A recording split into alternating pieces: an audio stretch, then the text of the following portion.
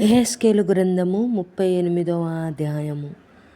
మరియు యెహోవా వాక్కు నాకు ప్రత్యక్షమై ఇలాగు సెలవిచ్చెను, నరపుత్రుడా, మాగోగు దేశపు వాడగు గోగు అనగా రోషునకును మెషెకునకును తుబాలునకును అధిపతి అయిన వాని తట్టు అభిముఖుడవై అతన్ని గూర్చి ఈ మాట ఎత్తి ప్రవచింపుము.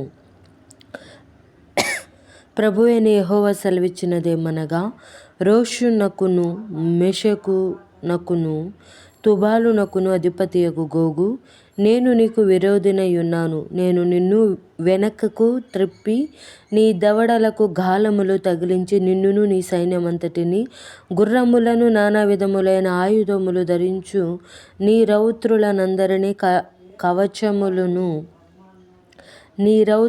నీ రౌతులనందరినీ కవచములను డాళ్లును ధరించి ఖడ్గములు చేత పట్టుకొను వారినందరినీ మహాసైన్యముగా బయలుదేరదీసెదను. నీతో కూడిన పారసిక దేశపు వారిని, కూషీయులను, పూతు వారినందరినీ, డాళ్లను శిరస్త్రాణములను ధరించు వారినందరినీ నేను బయలుదేరదీసెదను. గోమెరును అతని సైన్యమంతయును, ఉత్తర దిక్కులలో నుండు తొగర్మాయును అతని సైన్యమును, జనములనేకములు నీతో కూడా వచ్చును. నీవు సిద్ధముగా ఉండుము. నీవు సిద్ధపడి నీతో కూడా కలిసిన సమూహమంతటిని సిద్ధపరచుము. వారికి నీవు కావలివై ఉండవలెను. చాలా దినములైన తరువాత నీవు శిక్ష నొందుదువు. సంవత్సరముల అంతములో నీవు ఖడ్గము నుండి తప్పించుకొని ఆయా జనములలో చెదరిపోయి ఎడతెగక పాడుగానున్న ఇశ్రాయేలుల పర్వతముల మీద నివసించుటకై మరలా సమకూర్చబడిన జనుల యొద్దకును ఆయా జనులలో నుండి రప్పింపబడి నిర్భయముగా నివసించు జనులందరి యొద్దకును నీవు వచ్చెదవు. గాలి వాన వచ్చినట్లును మేఘము కమ్మినట్లును నీవు దేశము మీదికి వచ్చెదవు. నీవును నీ సైన్యమును నీతో కూడిన బహు జనమును దేశము మీద వ్యాపింతురు. ప్రభువైన యెహోవా సెలవిచ్చినదేమనగా, ఆ కాలమందు నీ మనసులో అభిప్రాయములు పుట్టును. నీవు దురాలోచన చేసి ఇట్లను కొందువు, నేను ప్రాకారము లేని గ్రామములు గల దేశము మీదకి పోయేదను. ప్రాకారములను అడ్డగడియలును గవనులును లేని దేశము మీదకి పోయేదను. నిర్మలముగాను నిర్భయముగాను నివసించు వారి మీదకి పోయేదను. వారిని దోచుకొని కొల్ల సొమ్ముగా పట్టుకొనుటకై పూర్వము పాడై మరలా నివసింపబడిన స్థలము మీదకి తిరిగి పోయేదను. ఆయా జనములలో నుండి సమకూర్చబడి పశువులను సరుకులను గలిగి భూమి నట్ట నడుమ నివసించు జనుల మీదకి తిరిగి పోయేదను. షేబా వారును, దాదాను వారును, తర్షీషు వర్తకులను, కొదమ సింహముల వంటి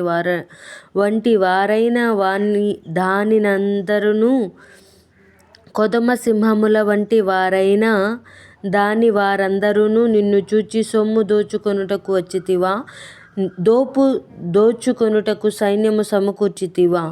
బహుగా దోచుకొని వెండి బంగారములను, పశువులను, సరుకులను పట్టుకొని పోవుటకు చాలా దోపుడు దోచుకొనుటకు వచ్చితివా అని నిన్నడుగుదురు. కాగా నరపుత్రుడా, ప్రవచనం ఎత్తి గోగుతో ఇట్లనుము. ప్రభువు యెహోవా సెలవిచ్చినదేమనగా, నా జనులకు ఇశ్రాయేలీయులు నిర్భయముగా నివసించు కాలమున నీవు తెలుసుకొందువు గదా.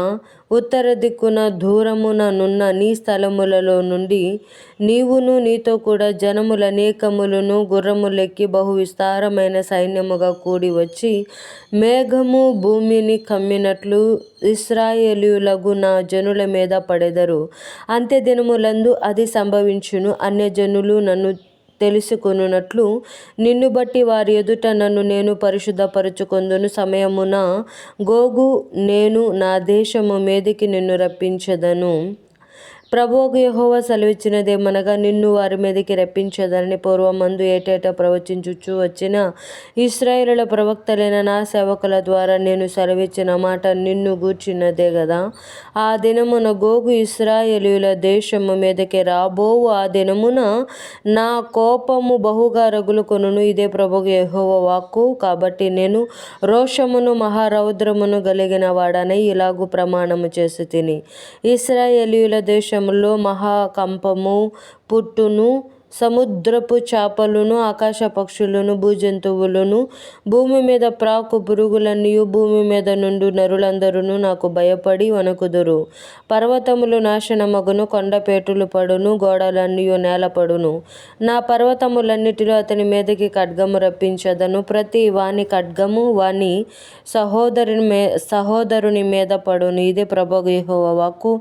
తెగులు పంపి హత్య కలగజేసి అతని మీదను, అతని సైన్యపు వారి మీదను, అతనితో కూడిన జనములనేకముల మీదను ప్రళయమైన వానను, పెద్ద వడగండ్లను, అగ్ని గంధకములను కురిపించి నేను అతనితో వ్యాజ్యమాడుదును. నేను యెహోవానై ఉన్నానని అన్యజనులు అనేకులు తెలుసుకొనున్నట్లు నేను ఘనత వహించి నన్ను పరిశుద్ధపరుచుకొని వారి ఎదుట నన్ను తెలియపరుచుకొందును.